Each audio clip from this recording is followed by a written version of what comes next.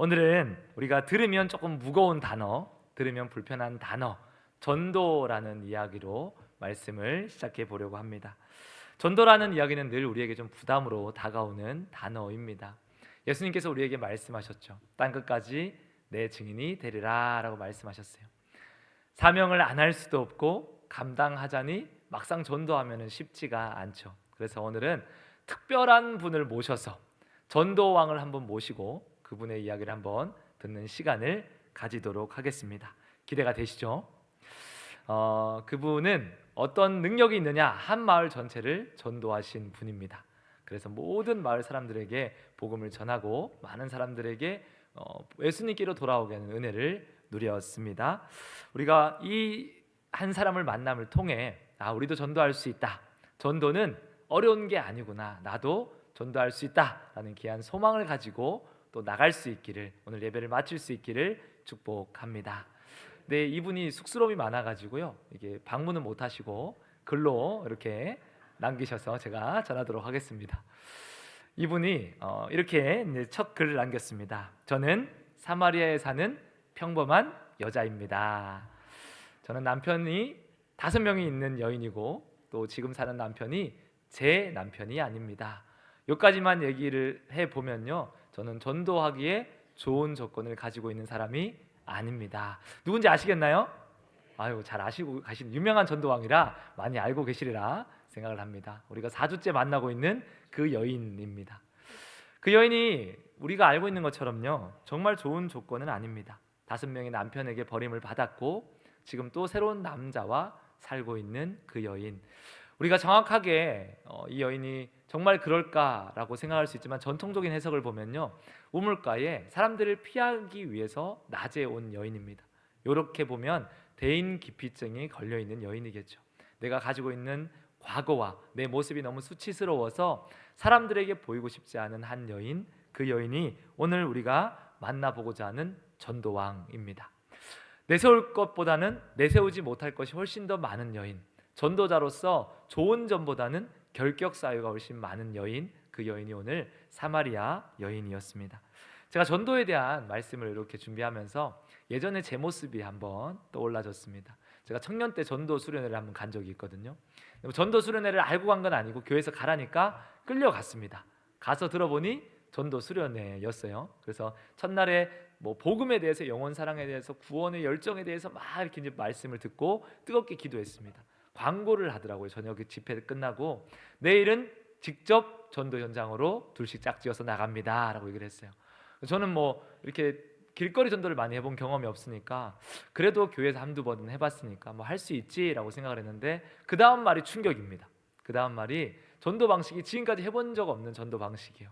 한 사람은 전도하고 한 사람은 그 옆에서 무릎 꿇고 기도합니다 이렇게 얘기를 하는 거예요. 21세기의 길거리에서 무릎 꿇고 기도하면 큰일 납니다. 그래서 제가 설마 이거 진짜로 하겠냐, 무릎 꿇고 기도하는 순간 전도하는 대상자 다 도망간다 이 생각을 했거든요. 그리고 다음 날이 되었는데 불행하게도 제 짝이 아주 열성이 가득한 전도사님이 제 짝이 되었어요.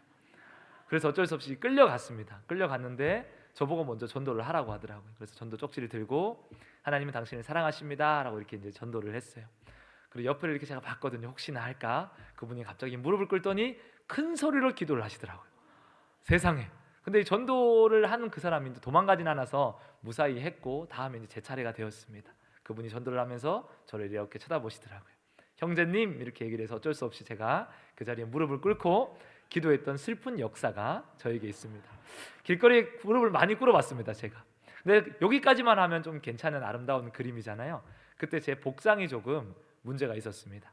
제가 지금 한번 떠올려 보면요, 빨간 남방에 대나무 그림이 이렇게 그려진, 누가 봐도 화려한 남방을 제가 입고 있었어요. 머리 색깔은 그때 하얀색이었거든요. 탈색을 해서 하얀색으로 탈색을 하고, 모자는 약간 그 번거지 모자 같은 모자를 쓰고 있었어요. 귀에는 한쪽만 귀걸이를 끼고 있었고요. 바지는 찢어진 청 반바지를 입고 있었습니다. 신발까지 제가 정확하게 기억나는데 빨간색 뱀가죽 샌들을 신고 있었어요. 누가 봐도 전도할 만한 친구는 아니었어요. 그러니까 제가 그때만큼 제 모습이 부끄러운 적이 없습니다. 이게 복음을 전하고 무릎 꿇고 기도를 해야 되잖아요. 흰색 머리에 빨간색 남방을 입고 그 동네가 수원이었거든요. 수원분이 여기 안 계시기를 축복합니다. 그래서 오늘 제가 이 말씀을 드리면서요, 우리가 두 분보다는 괜찮다는 생각을 해봅니다. 최소한 우리는 사마리아 여인처럼 5번은 안 갔다 오셨잖아요, 그죠? 우리가 도덕적 결격 사유는 없는 사람들, 빨간 남방은 안 입고 계시잖아요. 빨간색 샌들은 안 신고 전도하실 수 있으니까 그냥 우리가 간단하게 웃으면서 살펴보더라도 나도 전도할 수 있을 것 같습니다. 이 여인보다는, 그 당시의 목사님보다는 제가 조건이 그래도 괜찮은 것 같습니다 라고 생각을 하실 수 있기를 바랍니다. 하나의 소망은 우리가 얻었습니다. 두 번째, 사마리아 여인과 예수님과 교제한 시간을 한번 살펴보면요, 얼마나 만났을까요? 우물가에서 예수님이 그 여인과 만난 시간은 하루가 채 되지 않고요, 1시간이 채 되지 않는 시간입니다. 그 정도의 교제를 하고 나간 겁니다. 나가서 내가 메시아를 만났다라고 뜨거운 마음으로 전했던 거죠.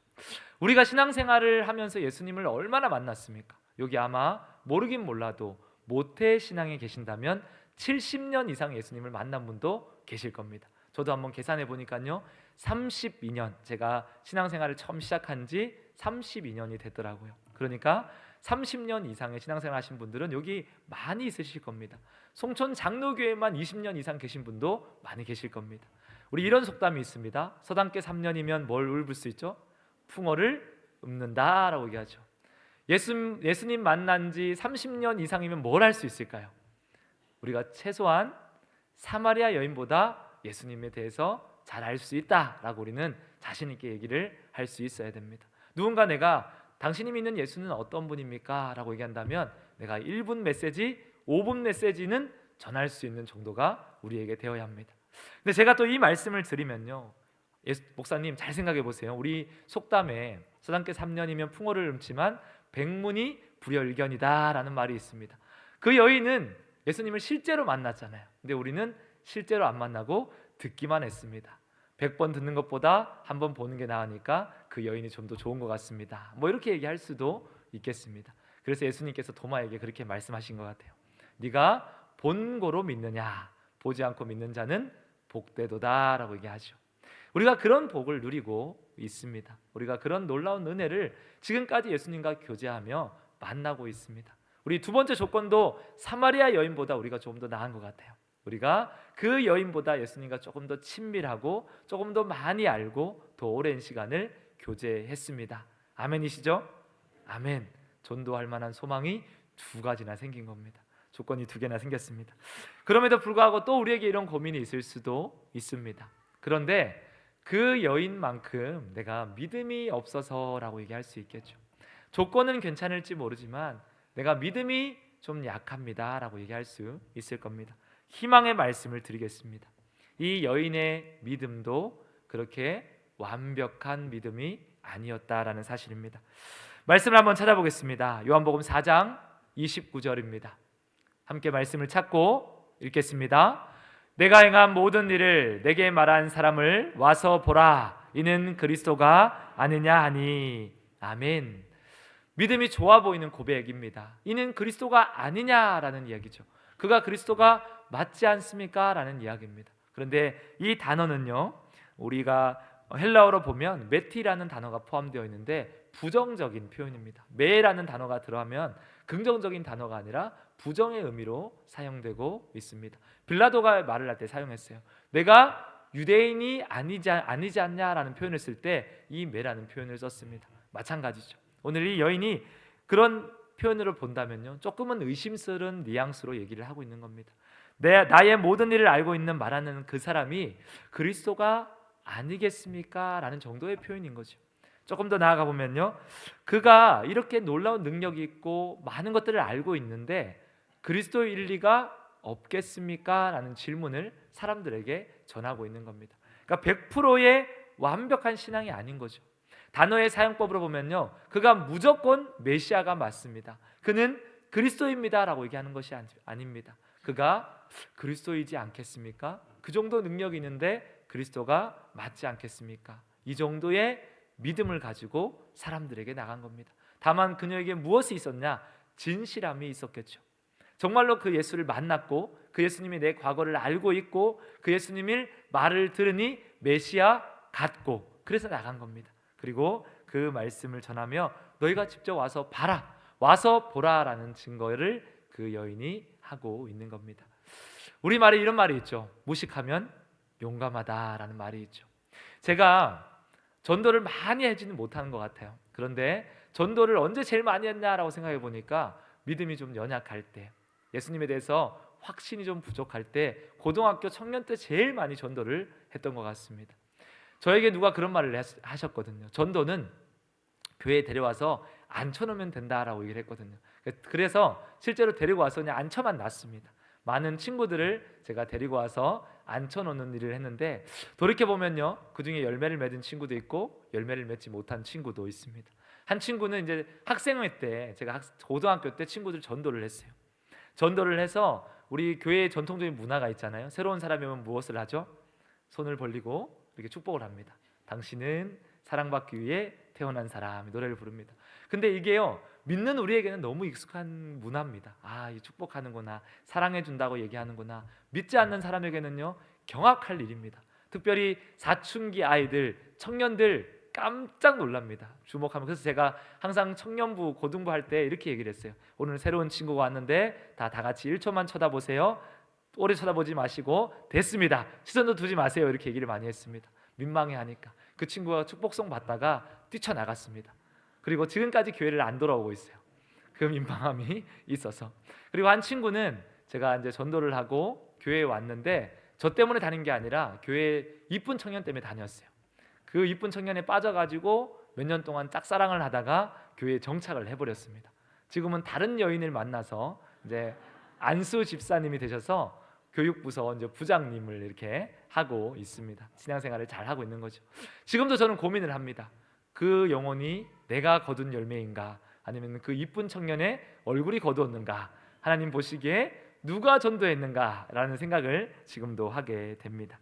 그런데 제가 그 친구들을 전도할 수 있었던 이유는요, 다른 것이 아니었어요. 저의 어떤 특별함, 성경적인 어마어마한 지식, 아니면 제가 뭔가 전도하기 좋은 조건을 갖추고 있지 않았다라는 거죠. 관계 때문이었습니다. 그냥 저와 그 친구들의 관계가 있었고, 그들이 제 얘기를 듣고 교회에 한번 나온 겁니다. 그리고 누군가는 예수님을 만나고 누군가는 예수님을 만나지 못하는 친구도 있었지만, 언젠가는 그 영혼들이 또 만나지 않을까라고 생각을 합니다. 그런 이유로 본다면요, 조건으로 우리가 전도하지 않아도 될 것 같습니다. 우리는 세 가지가 이 여인보다, 그리고 그 당시 저보다 우리 성도님들은 뛰어나십니다. 첫 번째는요, 그 여인보다 우리는 조건이 좋습니다. 남편이 5명이 있지는 않습니다.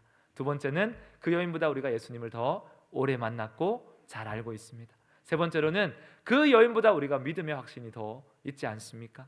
저와 여러분 믿음이 100%의 믿음이지 않습니까? 여기 혹시라도 예수님이 그리스도다라는 것이 안 믿어지시는 분들은 발가락만 살짝 들어보세요. 엄지발가락만 들면 큰일 나니까. 우리에게는 그 믿음이 있습니다. 그리고 제가 좀 더 말씀을 나눠보면요, 이 여인은 심지어 저는 관계라도 있었지만 동네 사람들과 관계도 안 좋았습니다. 본인 스스로 동네 사람들을 피했잖아요. 대인 기피증을 가지고 있는 여인이었습니다. 그럼에도 불구하고 그 여인이 복음을 전했을 때 사람들이 예수님께 나오더라라는 겁니다. 사람들이 예수님께 나와서 예수님을 궁금해 하더라라는 사실이죠.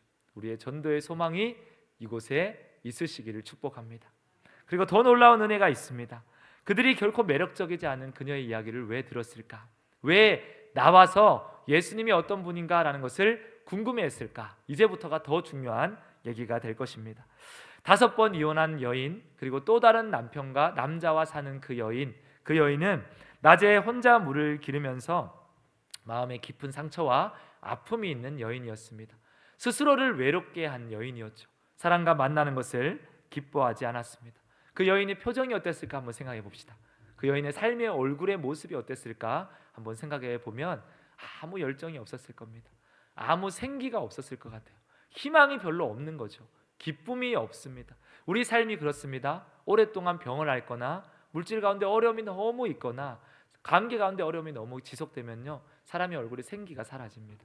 그냥 기쁨이 없어져요. 무엇을 해도 즐겁지 않고 인생의 의미를 찾지 못하고, 그냥 우리가 나쁜 말로 하면 죽지 못해 사는 인생. 아마 이 사마리아 여인의 삶이 그러했을 것 같아요. 우물가에 사람을 피해서 가고 늘 우울한 얼굴, 늘 불행한 얼굴, 입술로는 어떤 얘기를 했겠습니까? 내 인생은 저주받은 인생이다. 나는 참 쓸모없는 인생이다. 그렇게 자기를 바라보는 여인이었을 겁니다. 그런 그 여인이 예수를 만나죠. 그리고 마을로 뛰어갔습니다. 우리 사랑하는 성도님들이 한번 생각해 보시면 좋을 것 같아요. 어떤 표정으로 뛰어갔을까요? 울상으로 뛰어갔을까요? 그동안 내가 내 인생은 아무 가치가 없어 이런 마음으로 뛰어갔겠습니까? 얼굴에 기쁨이 있는 모습으로 뛰어갔겠습니까? 아마 그동안 보지 못한 모습을 마을 사람들이 보았을 겁니다. 그 여인이 이런 여인이 아닌데, 저 여인이 내가 알고 있는 그 여인이 맞나? 남편 5에게 쫓겨나고 새로운 남자와 사는, 늘 대인기피증 걸려서 우울증에 빠져있는 그 여인이 지금 맞나? 사람들이 아마 놀라서 바라봤을 겁니다. 그 여인이 이야기를 하는 거죠. 내가 만난 사람이 있습니다. 그 사람이 어마어마한 능력을 가지고 있어요. 당신들 한번 와보지 않겠습니까? 그가 메시아 같습니다 라고 이렇게 얘기를 해요. 사람들이 그 여인을 보며 따라 움직이기 시작했던 겁니다. 한번 질문을 드려보겠습니다. 무엇이 그녀의 마음을 움직인 것 같습니까? 무엇이 그녀의 마음을 움직였습니까? 무엇이 마을 사람들의 마음을 움직였습니까? 마을 사람들로 하여금 예수님께 나오게 하는 이유가 어디에 있었습니까? 질문이 어려우시죠? 표정이 굉장히 어두우셨습니다. 그녀의 어떤 탁월함은 분명히 아니었습니다. 그 사람이 어떤 말빨도 아니었어요. 그 사람의 가지고 있는 조건도 아니었습니다. 어마어마한 믿음도 아니었어요. 그럼 무엇이었습니까? 사람들은 그거 다 몰라요. 그녀의 진정성이었겠죠. 내가 알고 있는 사마리아 여인이 아닌데 뭔가 알지 못하게 달라진 거죠. 뭐가 달라진지는 그 사람들이 몰라요. 표정이 달라졌어요. 말투가 달라졌어요. 저 사람이 나에게 와서 말 거는 사람이 아님에도 불구하고 말을 걸고 있는 그 모습. 동네 사람들은요, 이 사마리아 여인의 진정성을 본 겁니다. 그녀의 변화된 그 진정성의 모습을 본 겁니다. 이 진실함으로 우리가 믿는 바를 드러내는 것, 그것을 우리가 전도다라고 얘기할 수 있을 것 같아요. 흔히 사람들이 전도는 사람들로 하여금 내 말을 믿게 하는 것이라고 생각을 합니다. 그러니까 전도가 어려워요. 내가 성경적으로도 많이 알아야 되고 논증도 해야 되고, 내가 저 사람을 어떻게 믿게 할 수 있을까? 내가 저 사람에게 어떻게 예수를 믿게 해서 좀 데리고 올 수 있을까? 여기까지 우리가 생각하니까요, 전도가 굉장히 어렵습니다. 근데 다른 사람을 믿게 하는 건 우리의 책임이 아닙니다. 우리는 믿게 할 만한 능력도 사실은 가지고 있지 않습니다. 전도자는 어떤 사람일까? 이렇게 생각하시면 너무 좋을 것 같습니다. 다른 사람을 믿게 만드는 사람이 아니라 내가 전하고자 하는 것을 진실로 믿는 사람입니다. 이해가 되십니까? 내가 무언가를 전하려고 해요. 내가 이것을 전하려고 합니다. 그런데 이것을 믿고 전하는 사람이 있고요, 믿지 않고 전하는 사람도 있을 겁니다. 근데 우리는 어떤 사람이라고요? 내가 전하고자 하는 것을 진실로 믿는 사람입니다. 우리 그런 얘기를 하죠. 거짓말 칠 때와 진실로 얘기할 때 사람이 좀 다릅니다. 거짓말 칠 때, 사기칠 때는 그 사기치는 사람의 마음이 좀 불안해요. 안 믿을까봐, 안 속을까봐 불안한 마음이 있습니다. 근데 진짜예요. 그러면 그 사람이 뭔가 얘기할 때 좀 진실이 느껴집니까? 안 느껴집니까? 내가 진짜야, 내가 다 걸고 얘기할 수 있어, 정말이야 얘기할 때 그 사람의 진정성이 느껴집니까? 안 느껴집니까? 느껴지죠. 여인이 그런 모습을 사람들에게 보인 겁니다. 사람들이 다른 게 아니라 그 진정성을 보고 예수님께 가보자, 한번 가보자라고 얘기하고 나오고 있는 겁니다. 현대 사회에서 유능한 세일즈맨은 어떤 사람일까? 내가 파는 것을, 파는 물건에 대해서 확신을 가진 사람이 아니라 사람들로 하여금 그 물건을 신뢰하게 하는 능력을 가진 사람이 유능한 세일즈맨입니다. 확신은 필요가 없습니다. 내가 이것이 좋다라는 확신이 없어도요, 이것이 좋습니다라고 사람들에게 신뢰할 만한 모습만 보여주면 그것은 사람들에게 인정을 받는 겁니다. 쉽게 얘기해서 그런 거죠. 샴푸 광고 다들 보셨죠? 샴푸 광고 보시면 거기 나오는 여인이 머릿결이 얼마나 좋습니까? 내가 그 샴푸만 쓰면, 비달 사순 샴푸만 쓰면 어떨 것 같아요? 머리가 막 나도 황금결이 되어서 머리 이렇게 흔들면 찰랑찰랑해질 것 같은 놀라운 은혜를 경험하잖아요. 그래서 우리도 모르게 주문하고 구매를 합니다. 근데 실제로 그 모델이 그 샴푸를 쓰는 것보다는 그 모델은 그냥 자기가 잘 가꾼 거죠. 그리고 그런 모델을 사람들이 요청을 한 겁니다. 당신이 와서 모델을 해주면 사람들이 팔 겁니다. 무엇을 보여주면 되냐면요, 구매 충동을 할 만큼 매력적으로 보여지기만 하면 됩니다.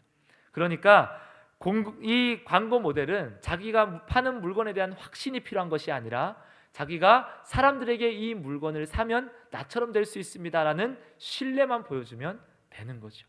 그래서 그들은 탁월해야 합니다. 보여지는 모습이 아름다워야 돼요. 말빨도 굉장히 좋아야 됩니다. 능력도 있어야 돼요. 샴푸 광고하는데 머리가 푸석푸석하는 사람이 나와가지고 여러분 이 샴푸 쓰면 이렇게 됩니다. 누가 사겠습니까?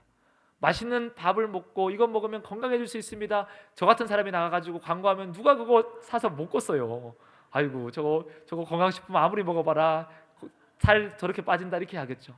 뚱뚱한 사람이 나와가지고 다이어트 약 열심히 광고하고 이거 먹으니까 제가 하루에 10kg가 빠져요.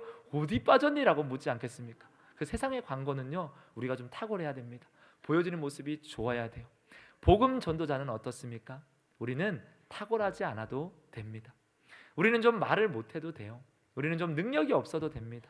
전도할 만한 조건 뭔가 내세울 만한 거 없어도 됩니다. 우리는 그냥 진정성만 가지고 내가 믿는 것을 내가 전하는 것을 정말로 믿고 전하면 사람들이 그것을 믿더라. 사람들이 그것을 듣고 교회로 오더라라는 사실입니다.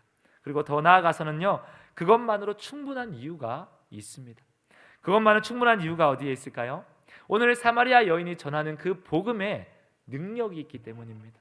그녀가 전하는 예수 그리스도의 이름에 능력이 있으심을 믿으시기를 축복합니다.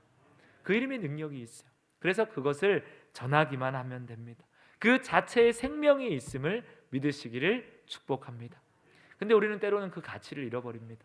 말씀의 능력을 잃어버려요. 아이고 성경 읽는다고 되나라고 얘기하죠. 그리고 예수 그리스도의 이름의 능력을 잃어버립니다. 그래서 마치 뭔가 내가 매력적인 사람이 되어야 할 것 같고 내가 말을 좀 더 잘해야 될 것 같고 내가 좀 성공해야 내가 좀 보여지는 모습이 좋아야 전도할 수 있을 것 같이 착각을 합니다. 그러나 그렇지가 않습니다. 말씀 그 자체의 능력이 있습니다. 내가 증거하는 예수 그리스도 이름 그 자체에 능력이 있으심을 정말로 믿으시기를 주의 이름으로 축원합니다. 아멘. 그래서 그 여인이 말한 거죠. 내가 만난 예수님이 메시아 같은데 오지 않겠습니까? 내가 당신 그 얘기를 좀 믿어주세요라고 얘기하지 않았습니다. 와서 직접 예수를 보세요라고 얘기한 겁니다. 인도를 한 거죠. 예수님 앞으로. 그리고 그 이후에 누가 일하십니까? 예수님이 일하십니다. 요한복음 44장 41절 42절입니다. 함께 큰 목소리로 말씀을 읽겠습니다. 시작.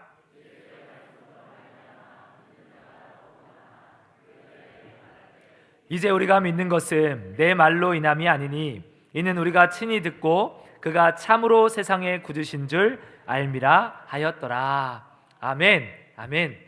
복음의 놀라운 생명은 누가 주십니까? 예수님이 주십니다. 여인이 데리고 왔고 예수님이 가르치시고 예수님이 그들 안에 거하시고 예수님이 그들에게 말씀을 증거하시고 구원의 생명을 주셨습니다. 할렐루야. 아멘. 아멘. 연약하고 부족한 우리가 전하는 복음에 왜 소망이 있습니까? 우리의 전도에 왜 힘이 있고 능력이 있습니까? 내가 전하는 그분에게 능력이 있기 때문입니다. 나는 약하죠. 나는 초라합니다. 혹시 모릅니다, 여러분. 수원에서 빨간 남방 입고 전도했던 그 복음의 씨앗이 하나님께서 열매 맺게 하셨을 수도 있습니다. 우리는 그분의 능력을 믿기 때문입니다. 나는 불완전하지만 그분은 완전하신 분입니다. 나는 연약하지만 그분은 능치 못함이 없는 분이십니다. 그거 하나로도요 우리의 전도에 소망이 있음이 충분합니다. 그리고 또 하나 놀라운 은혜가 있습니다. 하나님께서는요 우리의 연약한 믿음을 사용하기를 너무너무 원하시고 기다리고 계십니다. 오늘 사마리아 여인의 믿음은요 제가 말씀드렸지만 연약한 믿음이었어요.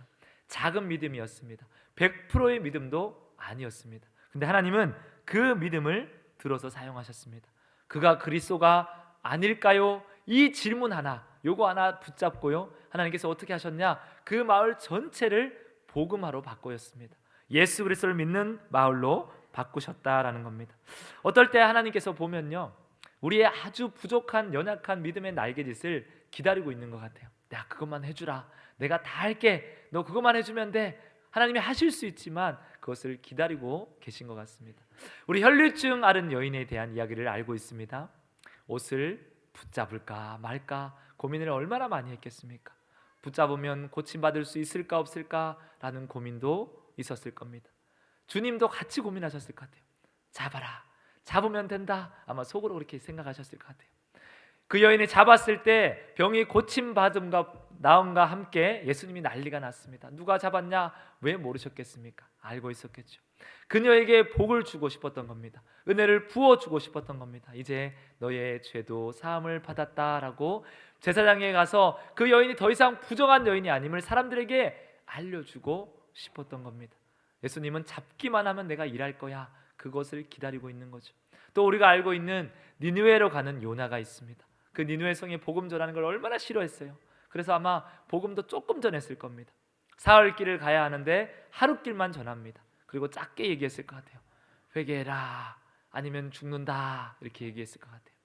근데 요나가 전하자마자 그 마을의 임금부터 아이까지 옷을 찢고 회개하는 놀라운 역사가 일어나기 시작합니다. 무슨 일입니까? 우리의 아주 연약한 믿음을 하나님은 기쁘게 사용하시는 거죠. 너 전했지, 너 만졌지, 너 복음을 증거했지, 이제 내가 일할게. 그걸 기다리시는 하나님을 경험하시는 은혜가 있으시기를 축복합니다. 오늘 우리가 이 말씀을 보면서요, 우리가 증거하는 복음에는 놀라운 힘이 있습니다. 그런데 내가 준비될 이유는 없습니다. 주님을 증거하기 위해서 뭔가 심오한 진리를 깨닫거나 성경의 어마어마한 말씀들을 내가 다 암송하고 알 이유도 없습니다. 그 사람들이 믿을까 안 믿을까 우리가 고민할 이유도 사실은 없습니다. 때를 얻든지 못 얻든지 우리는 전하면 됩니다. 오늘 사마리아 여인의 모습처럼 복음에는 소망이 있고 전도에는 힘이 있기에 우리는 조건이 부족하지만 증거할 수 있는 겁니다. 오늘 하나님께서 우리를 통해 그렇게 특별히 일하시기를 축복합니다. 그래서 오늘 말씀을 맺으면서 우리가 깨달아야 하는 것을 나누고 마치기를 원합니다. 첫 번째는요, 내가 가진 조건은 보잘것없을 수도 있습니다. 그러나 내가 전하는 복음은 그 모든 가치를 뛰어넘는 능력이 있으심을 알기를 축복합니다. 내가 매력적이지 않을 수 있지만 내가 전하는 복음은 충분히 매력적임을 기억하시기를 축복합니다. 나는 힘이 없지만 내가 증거하는 복음에는 능력이 있습니다. 사람을 변화시키고 살리는 능력이 있으심을 믿으시기를 축복합니다. 마지막으로 하나님은 그 모든 것을 하실 수 있는 분이지만 저와 여러분을 사용하기를 원하세요. 그래서 사마리아 여인을 보냈어요. 그 여인을 먼저 살리시고 그 여인이 전하는 연약한 믿음을 통해 그 성에 있는 모든 사람들을 구원하기로 작정하셨습니다. 우리의 작은 몸짓, 작은 믿음의 행동, 작은 연약한 입술의 고백을 하나님께서 기다리십니다. 그렇게 우리가 가정으로, 지역으로, 세상으로 나아가서 말씀을 맡은 자로 그 복음을 증거하는 기쁨을 누리시는 사랑하는 송천교회 모든 성도님들 되시기를 주의 이름으로 축원합니다. 아멘.